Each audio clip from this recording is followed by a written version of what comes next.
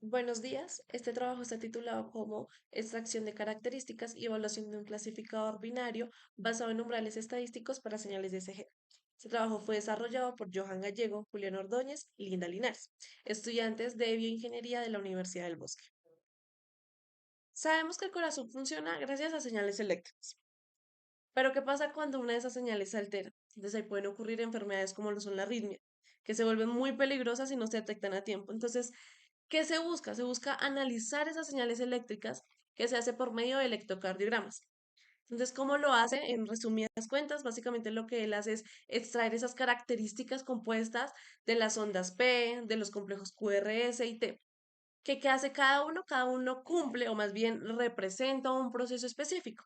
En este caso, pues la onda P va a ser la activación de las aurículas, el complejo QRS la contracción ventricular y la onda T va a ser la recuperación del corazón.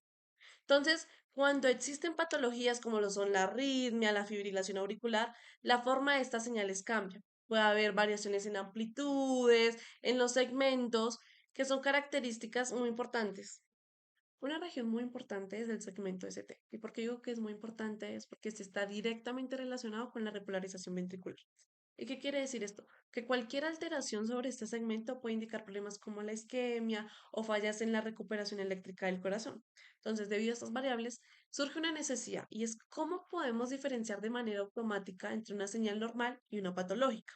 Entonces, por esta razón, se han desarrollado múltiples métodos en la literatura para abordar este problema. Entonces, algunos trabajos lo que hacen es utilizar características como lo es un segmento ST junto con redes neuronales. Otros estudios lo que hacen es combinar múltiples variables como lo son intervalos PR, RR, QT. Esto lo que va a hacer es mejorar un poco la discriminación entre una normal y una patológica. Pero también se han utilizado algoritmos de aprendizaje automático como máquinas de soporte vectorial, que lo que se hace en esto es analizar varias características de manera simultánea. En este contexto, entonces, se plantea una clasificación binaria, que básicamente lo que se busca hacer es lograr diferenciar entre un ritmo sinusual normal y una arritmia. Entonces, lo que se va a hacer es seleccionar una característica específica del SG, en este caso, la longitud del segmento ST, que lo que va a hacer es que esta variable se va a analizar desde un enfoque estadístico, que se va a tener en cuenta medidas como la mediana, los cuartiles. ¿Y por qué? Porque es que estos valores nos van a permitir describir cómo se distribuyen en una persona sana. Y a partir de eso se van a definir umbrales de decisión, que lo que nos van a hacer, lo que nos van a permitir es clasificar nuevas señales en normales y patológicas. Es muy importante tener en cuenta que este enfoque se conoce como un clasificador basado en reglas, porque no utiliza un modelo complejo, sino criterios definidos a partir de los datos. Entonces, de esta forma, el trabajo busca evaluar hasta qué punto una sola característica nos va a poder permitir hacer esa diferencia entre uno normal y una patológica. Teniendo en cuenta eso, nuestro objetivo es presentar el desarrollo y la evaluación de un marco de clasificación binaria univariable para la detección de arritmias cardíacas con ritmos sinusuales normales. Bueno, para el desarrollo de esta investigación, el primer paso fue la selección de una fuente de datos que fuera robusta y validada. Para esto utilizamos el repositorio público ECG of Cardiac Ailments Dataset de Kaggle, el cual nos proporcionó registros clínicos que estaban preetiquetados. Y estos fueron fundamentales para garantizar la rigurosidad y reproducibilidad de nuestro experimento. Entonces, la muestra de estudio se compone de un total de 600 observaciones, las cuales fueron seleccionadas y distribuidas de manera equitativa para asegurar un balance estadístico en el entrenamiento del modelo. Entonces definimos 300 registros de ritmo sinusal normal como nuestra clase negativa y 300 registros de arritmias como la clase positiva. Y así pues podíamos hacer la evaluación binaria, que era lo que teníamos de objetivo. Finalmente, pues como el núcleo de nuestro análisis univariado, seleccionamos la longitud del segmento ST medida en milisegundos. Pues porque, como mencionaban anteriormente mis compañeros, las alteraciones en este segmento reflejan fallas críticas en la conducción eléctrica del corazón y la utilizamos como parámetro clave para determinar si es posible discriminar patologías. Aquí podemos observar el flujo algorítmico que seguimos para el desarrollo del clasificador binario univariado. Todo el procedimiento fue implementado utilizando Python y nos apoyamos en librerías como Pandas para la estructuración de la información, NumPy para el cálculo estadístico y Seaborn para la generación de las evidencias visuales que veremos más adelante.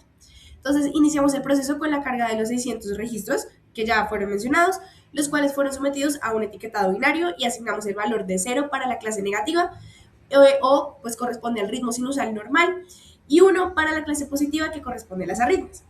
Posteriormente realizamos una mezcla aleatoria de los datos para eliminar cualquier sesgo de ordenamiento que pudiese tener el repositorio original y así pues garantizar que nuestro modelo fuera evaluado sobre una muestra representativa. Y aquí viene un paso crítico que fue la división de la muestra mediante la técnica de validación manual Holdout 70-30. ¿Esto qué significa? Que destinamos el 70% de las observaciones, es decir, 420 registros, exclusivamente para el entrenamiento estadístico y reservamos el 30% restante, es decir, 180 registros, como un conjunto de prueba totalmente desconocido para el sistema. Y esta separación pues, fue vital para asegurar el rigor experimental y la repetibilidad de los resultados. En la fase de entrenamiento nos enfocamos ya únicamente en la clase de individuos sanos y con eso calculamos los parámetros de distribución conocidos como cuartiles para establecer qué valores del segmento ST definen la normalidad de la población. Y a partir de este análisis formulamos las dos reglas de decisión en las que pues, se basa esta investigación. La primera es una regla equilibrada utilizando la mediana o el cuartil 2 y la segunda es una regla más restrictiva basada en el tercer cuartil. Finalmente, lo que hicimos fue aplicar ambas reglas al conjunto de pruebas para generar etiquetas predichas. Para validar la efectividad de nuestro clasificador, entonces, construimos manualmente la matriz de confusión, lo que nos permitió calcular las métricas de desempeño como sensibilidad y especificidad, y aquí ya nos permitió entender con precisión la capacidad del modelo para detectar patologías frente a individuos sanos. Para observar los resultados, lo que se diseñó fue un diagrama de dispersión con la herramienta Seaborn, en donde se agrupan los 1200 registros separados por clase. En el caso de la clase normal son los puntos azules y las cruces naranjas corresponden a la clase patológica. Para el eje Y, pues encontramos que son los milivoltios del segmento ST, mientras que en el eje X, pues corresponde al índice de la muestra que va de 0 a 1200 registros. En este caso, pues hay algo muy evidente que se puede ver en el diagrama y es la clara diferenciación entre clases de un registro normal a un registro patológico, lo cual nos indica que el segmento ST es una característica fisiológica que nos permite diferenciar un ritmo cardíaco normal de uno anormal, ya sea por arritmias o por insuficiencias cardíacas. Y pues digamos, en el caso de la clase normal, pues se ve que esta está mayormente agrupada en la parte inferior del diagrama, alrededor de los 10 milivoltios, mientras que la clase patológica está en la parte superior de una forma más dispersa. Pero lo que es más difícil de observar es esta zona gris, este solapamiento que hay entre estas dos clases, y es por eso que se complementa con el diagrama que se observa a la derecha, que es un diagrama de un boxplot, un diagrama de caja, que nos permite cuantificar esta diferencia. Y se observa que la tendencia, por lo menos de la clase normal, es mantenerse alrededor de los 10 milivoltios, contrario a la clase patológica, que esta está un poco más dispersa, su rango medio pues está alrededor de los 25 milivoltios a 30 milivoltios.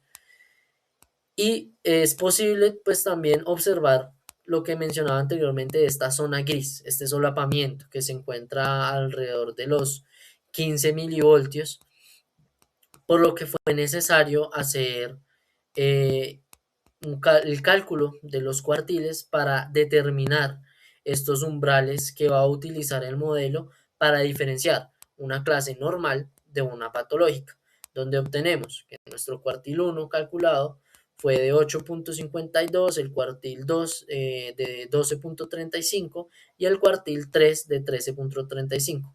Estos van a ser pues los umbrales que se van a utilizar para determinar si una clase es normal o patológica, dependiendo de si supera o no este límite. Como mencionaba anteriormente, para el algoritmo es muy difícil establecer un corazón sano únicamente basándose en el segmento ST, por lo que es necesario hacer el cálculo de los cuartiles y establecer los umbrales que permitan hacer la diferenciación entre clases.